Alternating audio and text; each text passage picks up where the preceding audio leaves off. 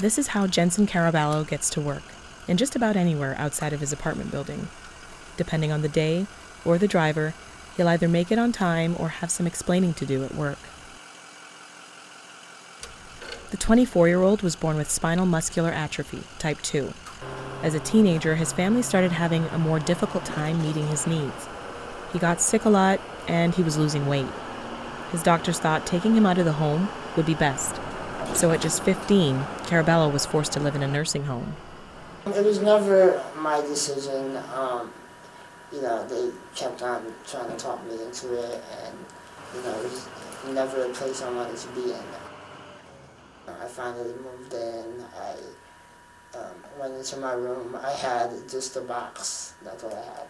I didn't have anything. I didn't have, nothing. And they kept telling me, oh, well, this is your new home. And I'm thinking, well, how am I supposed to feel like this is home? And I just have a box here, He compared the facility to a jail, what he thinks being locked up would be like.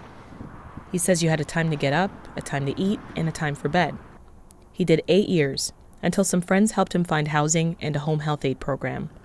The government calls his new apartment building accessible and says it was built to accommodate people like Caraballo with different mobility needs. So I don't do much in the kitchen because I can't, there's not enough room for me to get around here. I can't turn around. I can't reach the sink. It's way too high for me. So that's not very accessible. And the stove, it's right here, but I can't really get to it. There's just not enough room in here. What project are you working on in art? Book altering. We're over an hour away now from Jensen's apartment, and life with a wheelchair came about a bit differently for Michelle Fridley. A single-car accident nearly 15 years ago left Fridley a quadriplegic. She was 9 months pregnant at the time, and luckily her baby girl survived. But life has been anything but easy since. First I lived in a rural house. My mom had to get ramps to get in. And then I had to go with bed baths. Well, my mom fought with the insurance company who was telling her that it was not medically necessary for a person to shower. As we're trying to get a bathroom modified, I couldn't fit into the bathroom there. I have a shower chair now where I can like move over into the shower, and it's a lot easier. There's a gap in the accessibility laws that don't really apply to privately funded single-family housing. And so when most people build a house for their family, if they don't have a disability, they don't include features for people with disabilities.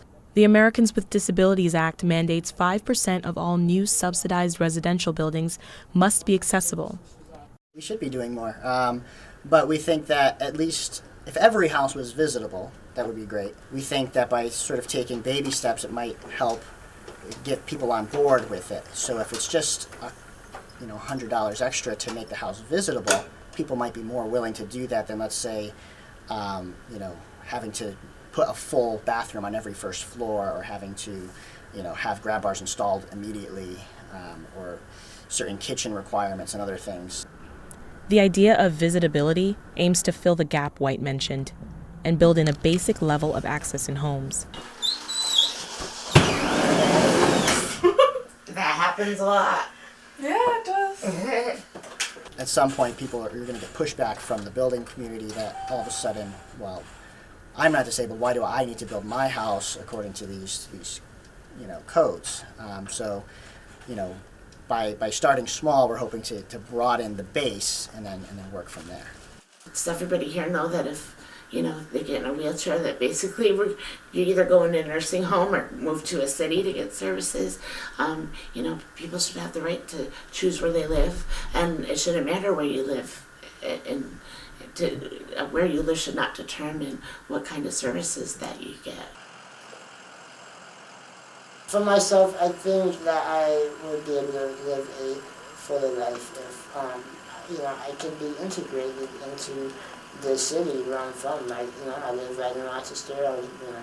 I was raised there, so I want to be right at home and be closer to my job so that I can catch, public transportation, or just ride my chair to work instead of having to rely on transportation to come out here. In Rochester, New York, I'm Sasha Ann Simons for the Innovation Trail.